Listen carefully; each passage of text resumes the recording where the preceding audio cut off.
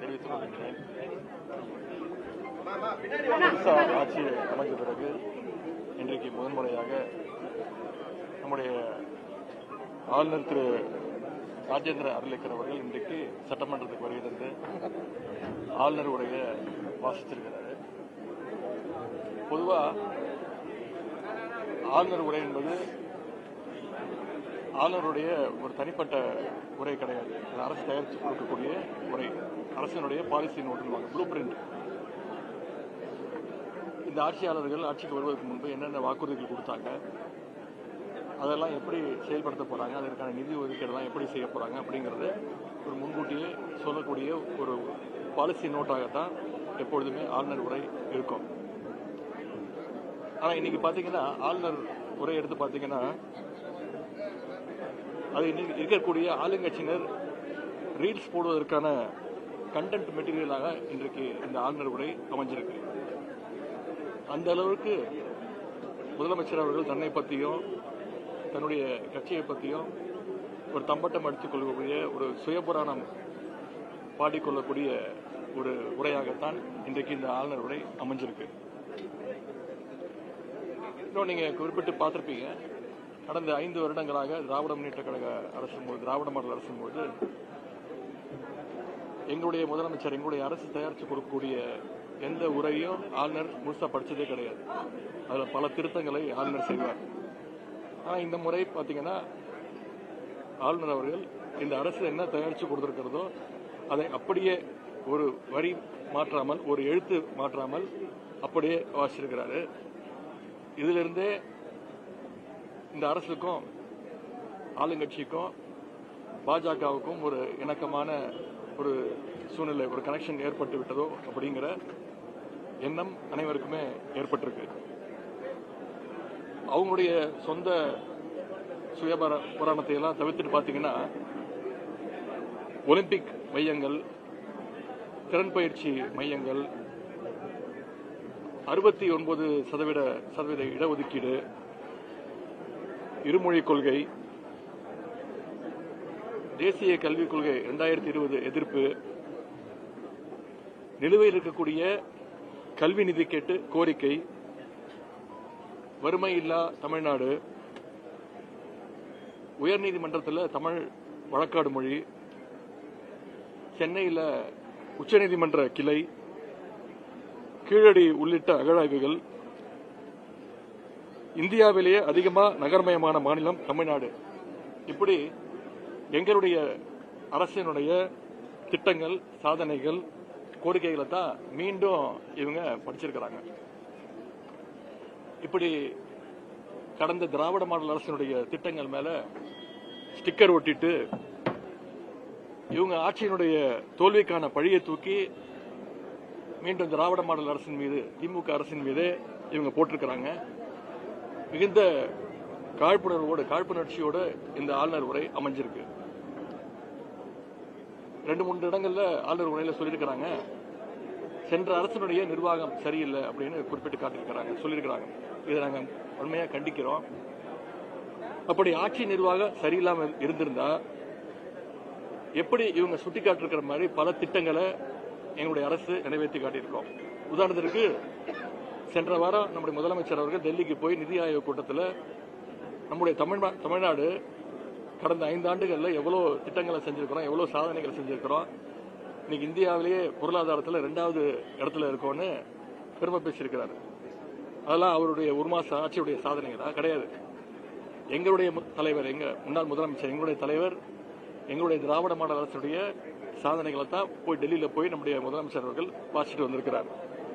அந்த வகையில் மொத்த முரண்பாடுகளுடைய உருவமாகத்தான் இன்றைக்கு இந்த ஆளுநர் உரை அமைஞ்சிருக்கு. இந்த அரசு அமைஞ்சு 1 மாசத்துக்கு மேல ஆச்சு, 38 நாட்கள் ஆச்சு. இவங்களுக்குன்னு சொல்றதுக்கு சாதனைகள் எதுவுமே இல்லை. இவங்க சொல்றது, அறிவிக்கிறது எல்லாமே எங்களுடைய திராவிட மாடல் அரசினுடைய திட்டங்கள் தான், அதனுடைய நீட்சி தான். இந்த அரசு வெறும் ஒரு காப்பி பேஸ்ட் அரசாக, ஸ்டிக்கர் அரசாகத்தான் செயல்பட்டு கொண்டு இருக்கிறது. ஆட்சிக்கு வருவதற்கு முன்பு தேர்தல் வாக்குறுதியில பல்வேறு திட்டங்களை இவங்க சொல்லியிருக்கிறாங்க. அந்த திட்டங்களை எல்லாம் எப்படி நிறைவேற்ற போறாங்கன்னு ஒரு ப்ளூ பிரிண்டாக, ஒரு முன்னோட்டமாக, ஒரு ட்ரெய்லராகத்தான் இன்னைக்கு இந்த உரை இருக்கும்னு நாங்க நினைச்சோம். மக்களும் அதை எதிர்பார்த்தாங்க. ஆனா இவங்களுடைய அறிவிப்புகளை எப்படி நிறைவேற்ற போறாங்கன்னு,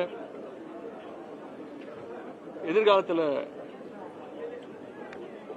ஒவ்வொரு திட்டத்தையும் எந்த காலத்தில் நிறைவேற்ற போறாங்கன்னு இந்த ஆளுநர் உரையில இடம்பெறும்னு நாங்கெல்லாம் நினைச்சோம். மிகுந்த ஏமாற்றம் அளிக்கின்றது. சொன்ன வாக்குறுதிகள் இருந்து எப்படியெல்லாம் என்ன காரணம்லாம் சொல்லி எஸ்கேப் ஆயிடலாம் அப்படிங்கிறதுக்காக நேற்று முன்தினம் அதற்கு ஒரு முன்னோட்டமாக ஒரு வெள்ளை அறிக்கைன்னு சொல்லி ஒரு வெற்று அறிக்கையை நேற்று முன்தினம் வெளியிட்டாங்க. அதை பற்றி நேற்று எங்களுடைய சட்டமன்ற உறுப்பினர் முன்னாள் நிதியமைச்சர் அண்ணன் திரு தங்கம் தென்னரசு அவர்கள் ஒவ்வொருத்துக்கும் சரியான பதிலடியை கொடுத்திருக்கிறார். அதற்கு எந்த கேள்விகளும் கேட்டிருக்கிறார். அதற்கு எந்த பதிலும் இதுவரைக்கும் இல்லை. இப்படி மின்வெட்டு, விவசாயிகள் போராட்டம், இது எல்லாத்துக்கும் மேல சட்டம் ஒழுங்கு இன்னைக்கு எந்த அளவுக்கு மோசமா இருக்குன்னு நான் உங்களுக்கு சொல்ல வேண்டிய அவசியம் இல்லை. நீங்க ஒவ்வொரு நாளும் தொலைக்காட்சிகள் நீங்களே ஒளிபரப்பிட்டு இருக்கீங்க. ஒரு சின்ன புள்ளி விவரத்தை இங்க சொல்ல விரும்புறேன். கடந்த ஒரு மாசத்துல மட்டும் சுமார் 175 பாலியல் வன்கொடுமைகள், 65 கொலைகள், 4 சாதிய ஆணவ படுகொலைகள் தமிழ்நாட்டில் நடந்திருக்கு. இன்றைக்கு இருக்கக்கூடிய முதலமைச்சர் தேர்தல் பிரச்சாரத்தின் போது எப்படியெல்லாம் டயலாக் பேசினார், வீரவசனம் பேசினார்னு தமிழ்நாட்டு மக்கள் பார்த்தாங்க. நீங்க அத்தனை பேர் பார்த்திருப்பீங்க. என்ன சொன்னாரு? பச்சை பிள்ளைங்க, படிக்கிற பிள்ளைங்க, சின்ன பொண்ணுங்க, வீட்டில் இருக்க பொண்ணுங்க, வேலைக்கு போற பொண்ணுங்க, இவங்க எல்லாருக்கும் நடக்கிற கொடுமையை சொல்ல முடியலையே சிஎம் சார் அப்படின்னு எங்க தலைவரை பார்த்து, அப்படி இருக்கக்கூடிய முதலமைச்சரை பார்த்து இன்றைய முதலமைச்சர் அவர்கள் வீராவசனம் பேசினார். இன்னைக்கு அவங்களுடைய ஆட்சியில தமிழ்நாட்டில் நடக்கக்கூடிய இந்த கொடுமைகள்லாம், குற்றங்கள்லாம் பார்க்கும்போது ஒரு திரைப்படத்தில் வரும்ல சார், கண்ணாடியை பார்த்து பேசிட்டு இருக்கீங்க சார் அப்படிங்கிற நிலைமையை இன்னைக்கு முதலமைச்சர் ஏற்படுத்தியிருக்கிறார். அதுவும் வேலையே பயிர மேஞ்ச கதையாக இன்றைக்கு நடக்கக்கூடிய அனைத்து குற்றங்களையும் யார் ஈடுபடுறாங்கன்னு பாத்தீங்கன்னா, ஆளுங்கட்சியை சேர்ந்த நிர்வாகிகள், அவங்களுடைய கட்சியினரே அந்த குற்றங்கள்ல ஈடுபட்டு கொண்டிருக்கிறாங்க. சட்டம் ஒழுங்கு நிலைநாட்ட இந்த அரசு என்ன நடவடிக்கை எடுக்க போகுதுன்னு ஆளுநர் உரையில எந்த விதமான ஒரு குறிப்பும் கிடையாது. அதே போல ஏற்கனவே நல்லா இருக்கக்கூடிய திட்டங்களை கெடுக்கிறத எதிர்கட்சிகள் நாங்க வேடிக்கை பார்த்துக் கொண்டு இருக்க முடியாது. நேற்று கூட நீங்க பார்த்திருப்பீங்க, எங்களுடைய அரசு, திராவிட மாடல் அரசு கொண்டு வந்த ஒரு திட்டம், அரசுடைய முத்திரை திட்டமான நான் முதல்வன் திட்டத்தை முடக்கியிருக்காங்க, பேரை மாத்திருக்கிறாங்க. அது எங்களுடைய தலைவர் பேர் இருக்கக்கூடிய திட்டமும் கிடையாது, டாக்டர் கலைஞருடைய பேர் இருக்கக்கூடிய ஒரு திட்டமும் கிடையாது. ஒரு நல்ல திட்டம்.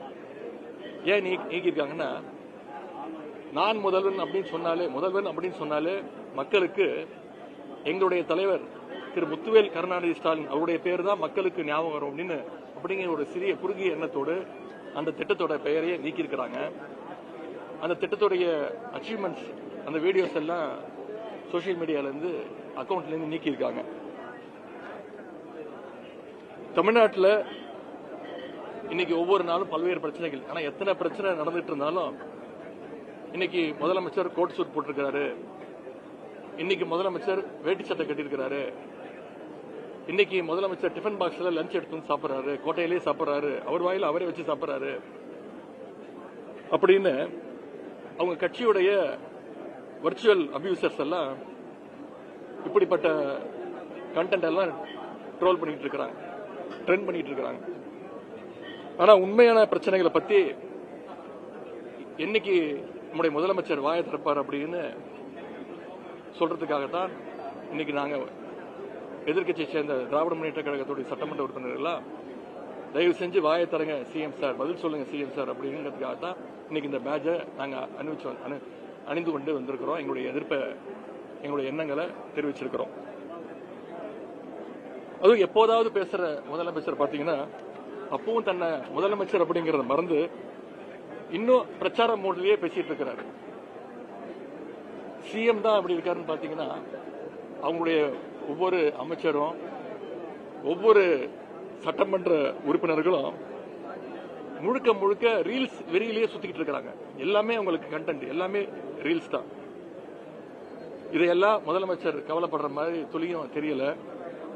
அவருடைய ஒரே சிந்தனை இந்த ஆட்சியை எப்படி காப்பாற்றிக்க போறோம் அப்படிங்கிற அந்த கவலையில தான் அவர் இருக்கிறாரு. அதனாலதான் இன்னைக்கு பீரோ புல்லிங் சொல்லுவாங்க.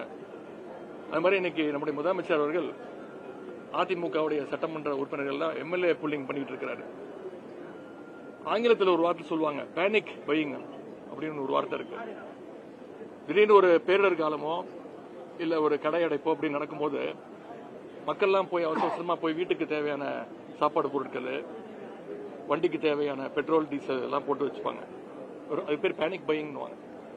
ஒரு ஆர்டிபிஷியல் டிமாண்ட் கிரியேட் பண்றது. அது மாதிரி இன்னைக்கு நம்முடைய முதலமைச்சர் அவர்கள் அண்ணா திராவிட முன்னேற்ற கழகத்தை சேர்ந்த சட்டமன்ற உறுப்பினர்கள்லாம் போய் ஆட்சி அமைஞ்ச நாள்ல இருந்து இன்னைக்கு வரைக்கும் ஒவ்வொரு நாளும் ஒவ்வொரு சட்டமன்ற உறுப்பினர்களா போய் தன்னுடைய ஆட்சியை காப்பாற்றிக்க பேனிக் பையிங் பண்ணிட்டு இருக்கிறாரு. மாற்றம் மாற்றம் அப்படின்னு சொல்லிட்டு இன்னைக்கு இந்த ஆட்சிக்கு வந்தாங்க. ஆனா இன்னைக்கு பொதுமக்கள் நம்ம சொல்றாங்க, இது மாற்றம் மாற்றம் இல்ல, மாட்டிக்கிட்டோம், நாம எல்லாம் சேர்ந்து இவங்க கிட்ட மாட்டிக்கிட்டோம் அப்படின்னு புலம்பு வச்சிருக்கிறது இன்றைக்கு இந்த அமைஞ்சிருக்கக்கூடிய அந்த அரசு. எனவே தமிழ்நாட்டுடைய வளர்ச்சிக்கும் தமிழ்நாட்டில் இருக்கக்கூடிய குழந்தைகள், பெண்கள், விவசாயிகள்னு யாருடைய பாதுகாப்புக்கும் எந்த ஒரு வலிமையான திட்டங்களும் புதிய ஆளுநர் உரையில நிச்சயம் இல்லை. அதனால கடந்த ஆட்சி மேல காழ்ப்புணர்வை மட்டுமே வெளிப்படுத்துகின்ற இந்த ஆளுநர் உரையை நாங்கள் வன்மையாக கண்டிக்கின்றோம். ஆளுநர் உரையை முழுமையா வாசிச்சு போயிருக்காரு. திமுக பாதியிலே கிளம்பி போயிடுவாங்க. எப்படி பாக்குறீங்க இந்த நிகழ்வு? ஏற்கனவே சொன்ன மாதிரி அதுதான், கடந்த 5 வருஷத்துல ஒரு முறை கூட ஆளுநர் அவர்கள் திமுக கொடுத்திருக்கக்கூடிய அரசு கொடுத்திருக்கக்கூடிய உரையை முழுசா படிச்சதே கிடையாது. மாற்றம் பண்ணுவாரு. ஆனா மாற்றம் பண்ணும்போது என்னுடைய முதலமைச்சர் அப்போது முதலமைச்சர் திருச்சி எதிர்ப்பு தெரிவிச்சிருக்கிறோம். ஆனா இந்த முறை பாத்தீங்கன்னா ரொம்ப அபூர்வமாக முழு உரையை ஒரு வார்த்தை, ஒரு கமா, ஒரு ஃபுல் ஸ்டாப் கூட எடுக்காம வாசிக்கும் போது உங்களுக்கு தெரியும் நம்முடைய ஆட்சியாளர்களுக்கும் தமிழக வெற்றி கழகத்தினருக்கும் பாஜகவுக்கும் ஒரு பெரிய அண்டர்ஸ்டாண்டிங் வந்துருச்சோ அப்படிங்கிற சந்தேகம் எங்களுக்கு வந்துருக்கு.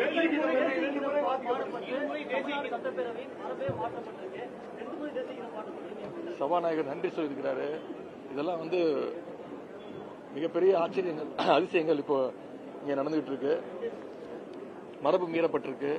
திமுக ஆட்சியில எப்பவுமே தேசிய கீதம் மட்டும்தான், தமிழ்தாய் வாழ்த்து மட்டும்தான் முதல்ல வாசிக்கப்படும்.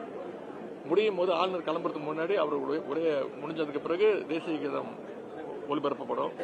ஆனா இந்த முறை 2 வாட்டி தேசிய கீதத்தை ஒலிபரப்பியிருக்காங்கன்னா, மீண்டும் சொல்றேன், இது பாஜகவும் இப்ப இருக்கக்கூடிய ஆட்சியாளர்களும் ஒரு அண்டர்ஸ்டாண்டிங் வந்திருக்காங்க.